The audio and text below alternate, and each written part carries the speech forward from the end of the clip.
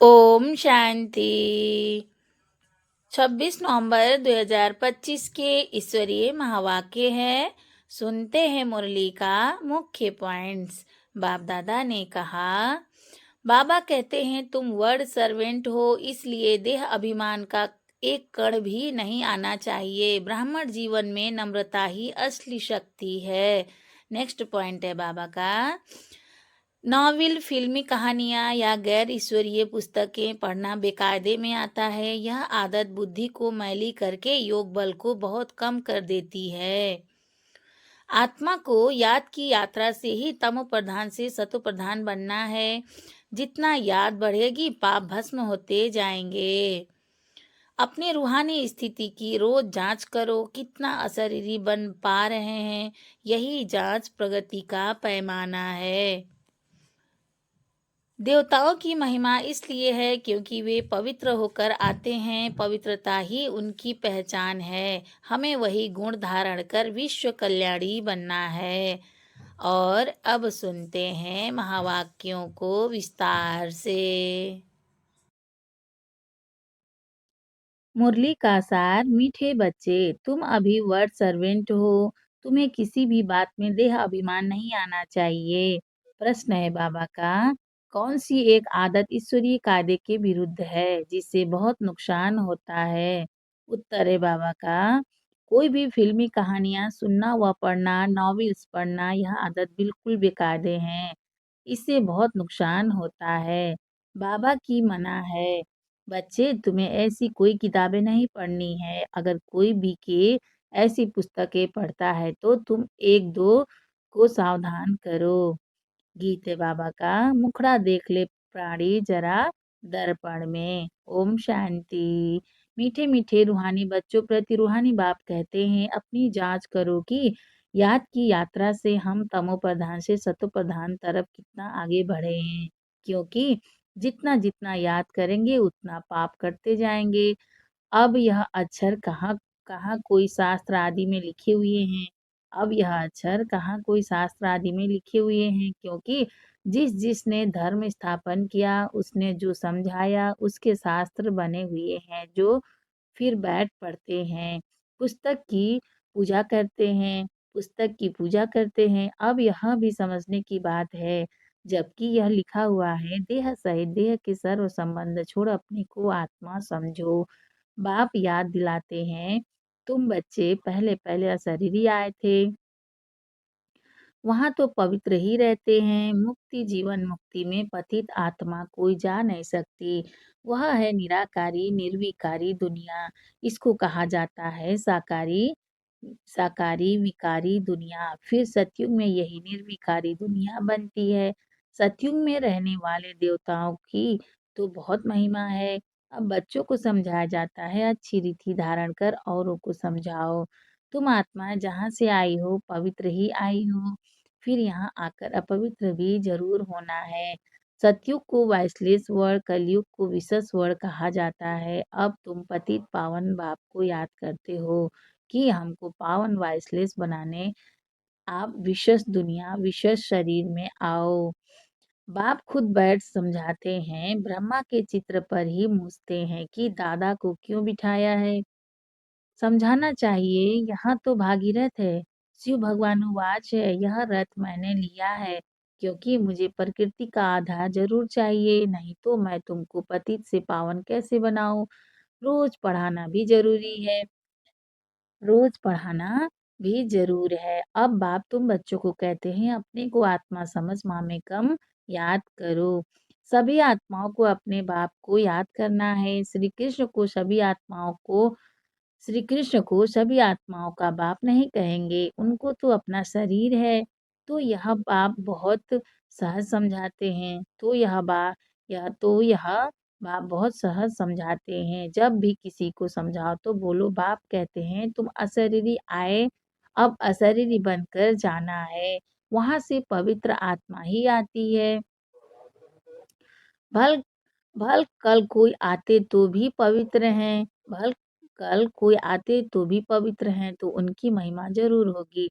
सन्यासी, उदासी, गृहस्थी जिनका नाम होता है, जरूर उनका यह पहला जन्म है ना। उनको आना ही है धर्म स्थापन करने, उनको आना ही है धर्म स्थापन करने। जैसे बाबा गुरु नानक के लिए समझाते हैं, अब गुरु अक्षर भी कहना पड़ता है क्योंकि नानक नाम तो बहुतों का है ना।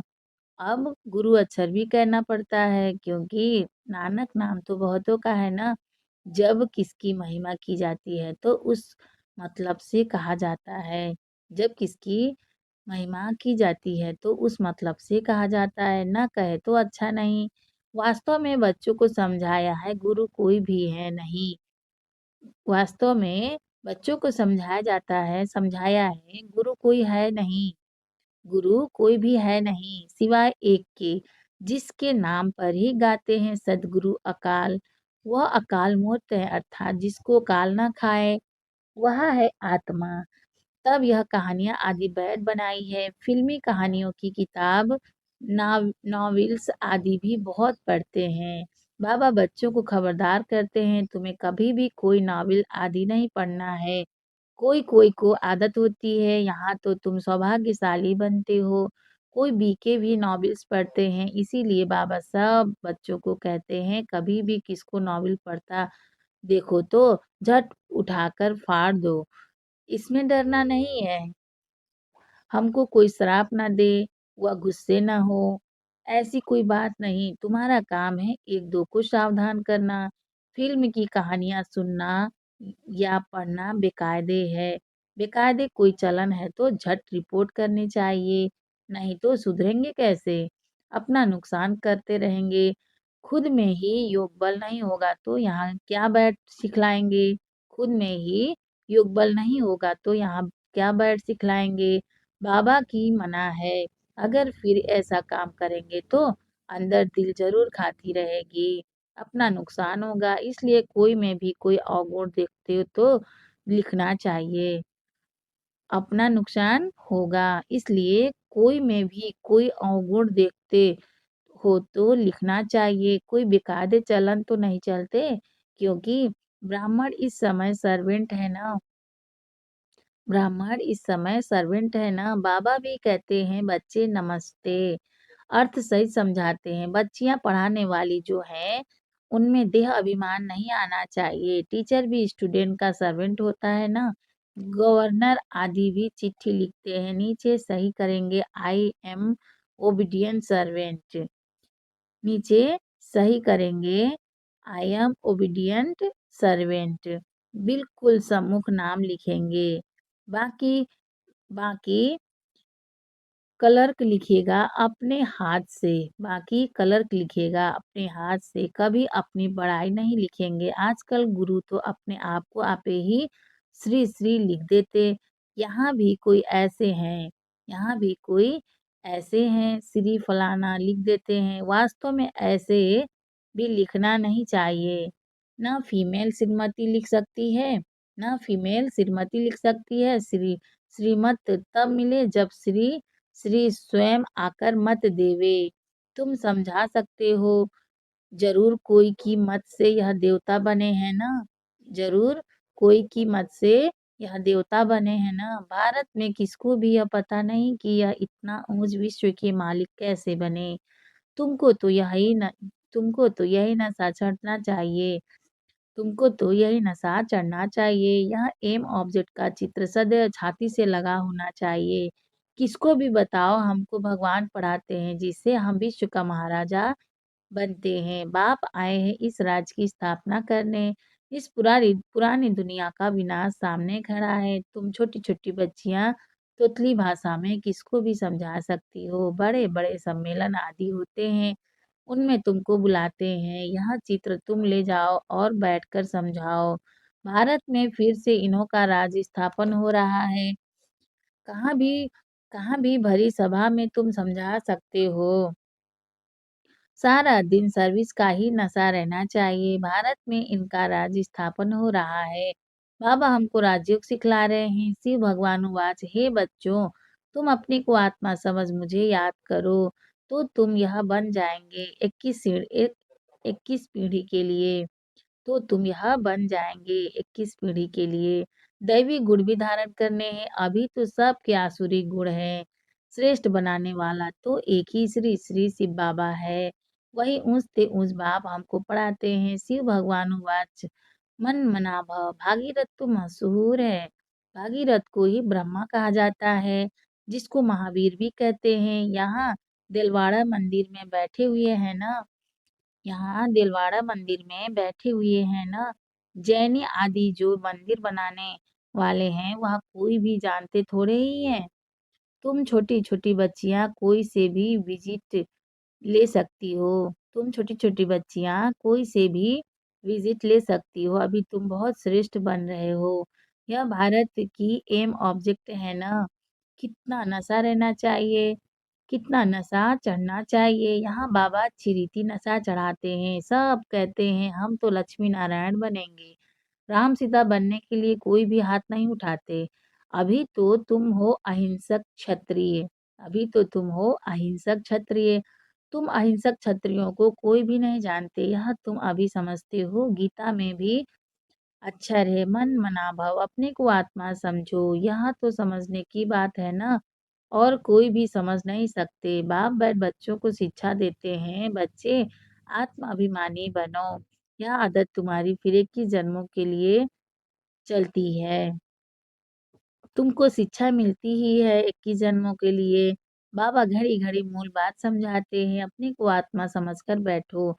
परमात्मा बाप हम आत्माओं को बैठ समझाते हैं। तुम घड़ी-घड़ी देह अभिमान में आ जाते हो, फिर घर-बार आदि याद आ जाता है। यहाँ होता है भक्ति मार्ग में भी भक्ति करते-करते बुद्धि और तरफ चली जाती है। एक टिक सिर्फ नौदा भक्ति वाले ही बैठ सकते हैं। एक टिक सिर्फ नौदा भक्ति वाले ही बैठ सकते हैं, जिसको तीव्र भक्ति कहा जाता है। एकदम लवलीन हो जाते हैं। तुम जैसे याद में बैठते हो तो कोई समय एकदम अशरीरी बन जाते हो। जो अच्छे बच्चे होंगे वही ऐसी अवस्था में बैठेंगे। देह का भार निकल जाएगा। अशरीरी हो उस मस्ती में बैठे रहेंगे। यह आदत पड़ जाएगी। सन्यासी है तत्वज्ञानी, वह ब्रह्म ज्ञानी। वह कहते हैं हम लीन हो जाएंगे। यह पुराना शरीर छोड़ ब्रह्म तत्व में लीन हो जाएंगे। सबका अपना-अपना धर्म है ना, कोई भी दूसरे धर्म को नहीं मानते हैं। आदि सनातन देवी-देवता धर्म वाले भी तमो प्रधान बन गए हैं। गीता का भगवान कब आया था? गीता का युग कब था? कोई भी नहीं जानते। तुम जानते हो इस संगम युग पर ही बाप आकर राजयोग सिखलाते हैं। तमो प्रधान से सतो प्रधान बनाते हैं। भारत की ही बात है, अनेक धर्म भी थे जरूर। गायन है एक धर्म की स्थापना, अनेक धर्मों का विनाश। सतयुग में था एक धर्म, अभी कलयुग में है अनेक धर्म, फिर एक धर्म की स्थापना होती है। एक धर्म था अभी नहीं है, बाकी सब खड़े हैं। बड़ के झाड़ बड़ के झाड़ का मिसाल भी बिल्कुल ठीक है, फाउंडेशन है नहीं, बाकी सारा झाड़ खड़ा है। वैसे इसमें भी देवी देवता धर्म है नहीं। आदि सनातन देवी देवता धर्म जो तना था वह अब प्रायलोप हो गया है। फिर से बाप स्थापना करते हैं। बाकी इतने सब धर्म तो पीछे आए हैं। फिर चक्र को रिपीट जरूर करना है, अर्थात पुरानी दुनिया से फिर नई दुनिया होनी है। नई दुनिया में इन्हों का राज्य था। तुम्हारे पास बड़े चित्र भी हैं, छोटे भी हैं। बड़ी चीज होगी तो देखकर पूछेंगे, यह क्या उठाया है? बोलो हमने वह चीज उठाई है जिससे मनुष्य बेगर टू प्रिंस बन जाए। दिल में बड़ा उमंग, बड़ी खुशी रहनी चाहिए। हम आत्माएं भगवान के बच्चे हैं। आत्माओं को भगवान पढ़ाते हैं। बाबा हमको नैनों पर बिठाए ले जाएंगे। इस छी दुनिया में तो हमको रहने का नहीं है। आगे चल त्राही करेंगे, बात मत पूछो। करोड़ों मनुष्य मरते हैं, यह तो तुम बच्चों की बुद्धि में है। यहाँ तो तुम बच्चों की बुद्धि में है। हम इन आँखों से जो देखते हैं यह कुछ भी रहना नहीं है। यहाँ तो मनुष्य है कांटों मिसल। यहाँ तो मनुष्य है कांटों मिसल। सतयुग है फूलों का बगीचा। फिर हमारे नैन ही ठंडे हो जाएंगे। बगीचे में जाने से नयन ठंडे शीतल हो जाते हैं। बगीचे में जाने से नयन ठंडे शीतल हो जाते हैं ना। तो तुम अभी पद्मा पदम भाग्यशाली बन रहे हो। ब्राह्मण जो बनते हैं उनके पाँव में पद्म है। तुम बच्चों को समझाना चाहिए हम यह राज्य स्थापन कर रहे हैं इसलिए बाबा ने बैज बनवाए हैं। सफेद साड़ी पहनी हुई हो सफेद साड़ी पहनी हुई हो बैज लगा हो सफेद साड़ी पहनी हुई हो, बैस लगा हो, इससे स्वतः सेवा होती रहेगी। मनुष्य गाते हैं आत्मा परमात्मा अलग रहे बहुकाल, परंतु बहुकाल का अर्थ कोई भी समझते नहीं है। तुमको बाप ने बताया है कि बहुकाल अर्थात 5,000 वर्ष के बाद तुम बच्चे बाप से मिलते हो। तुम यह भी जानते हो कि इस सृष्टि में सबसे नामी ग्रामी है यह राधे कृष्ण। यह सत्युग के फर्स्ट प्रिंसेस हैं। कभी किसके ख्याल में भी नहीं आएगा कि यह कहाँ से आए। सतयुग के आगे जरूर कलयुग होगा। उन्होंने क्या कर्म किए जो विश्व के मालिक बने। भारतवासी कोई इन्हों को विश्व का मालिक नहीं समझते हैं। भारतवासी कोई इन्हों को विश्व का मालिक नहीं समझते हैं। इनका जब राज्य था तो भारत में और कोई धर्म था नहीं।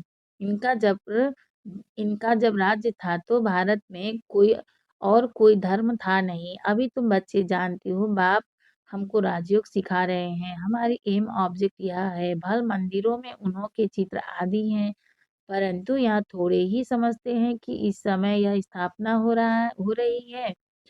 तुम्हारे में भी नंबरवार समझते हैं कोई तो बिल्कुल ही भूल जाते हैं। चलन ऐसी होती है जैसे पहले थी। यहाँ समझते तो बहुत अच्छा है। यहाँ समझते तो बहुत अच्छा है। यहाँ से बाहर निकले खलास।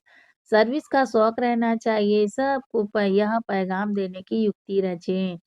सबको यह पैगाम देने की युक्ति रचे। मेहनत करनी है। नशे में बताना चाहिए। शिव बाबा कहते हैं मुझे याद करो तो पाप मिट जाएंगे।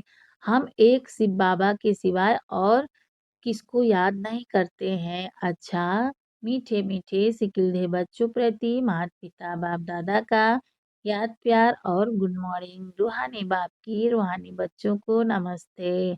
हम रूहानी बच्चों की रूहानी माता पिता बाप दादा को याद प्यार गुड मॉर्निंग। नमस्ते बाबा नमस्ते बाबा नमस्ते बाबा। धारणा के लिए मुख्य सार है फर्स्ट पॉइंट एम ऑब्जेक्ट का चित्र सदा साथ रखना है। नशा रहे कि अभी हम श्रीमत पर विश्व का मालिक बन रहे हैं। हम ऐसे फूलों के बगीचे में आते हैं जहाँ हमारे नयन ही शीतल हो जाएंगे। सेकंड पॉइंट है बाबा का सर्विस का बहुत बहुत शौक रहना है। बड़े दिल व उमंग से बड़े बड़े चित्रों पर सर्विस करनी है। बेगर टू प्रिंस बनाना है। वरदान है बाबा का कर्मों की गति को जान गति सदगति का फैसला करने वाले मास्टर दुख हरता सुख करता भव। विस्तार है अभी तक अपने जीवन की कहानी देखने और सुनने में बिजी नहीं रहो बल्कि हर एक के कर्म की गति को जान गति सदगति देने के फैसले करो। मास्टर दुख हरता सुख करता का पाठ बजाओ। अपनी रचना के दुख अशांति की समस्या को समाप्त करो। अपनी रचना के दुख अशांति की समस्या को समाप्त करो। उन्हें महादान और वरदान दो। खुद फैसिलिटीज खुद फैसिलिटीज सुविधाएं न लो। अब तो दाता बनकर दो। यदि सेल्वेशन के आधार पर स्वयं की उन्नति व सेवा में अल्पकाल के लिए सफलता प्राप्त हो भी जाए तो भी आज महान होंगे कल महानता की प्यासी आत्मा बन जाएंगे। स्लोगन है बाबा का अनुभूति न होना युद्ध की स्टेज है योगी बनो योद्धे नहीं। अव्यक्त इशारे हैं बाबा का अशरीरी व विदेही स्थिति का अभ्यास बढ़ाओ। विस्तार है जैसे ब्रह्मा बाप अव्यक्त बन विदेही स्थिति का द्वारा कर्मातीत बने। जैसे ब्रह्मा बाप अव्यक्त बन विदेही स्थिति द्वारा कर्मातीत बने तो अव्यक्त ब्रह्मा की विशेष पालना के पात्र हो। इसलिए अव्यक्त पालना का रिस्पॉन्ड विदेही बनकर दो। सेवा और स्थिति सेवा और स्थिति का बैलेंस रखो। विदेही माना देह से न्यारा। स्वभाव संस्कार कमजोरियां सब देह के साथ हैं और देह से न्यारा हो गया तो सबसे न्यारा हो गया। इसलिए यह ड्रिल बहुत सहयोग देगी। इसमें कंट्रोलिंग पावर चाहिए। अच्छा, ओम शांति।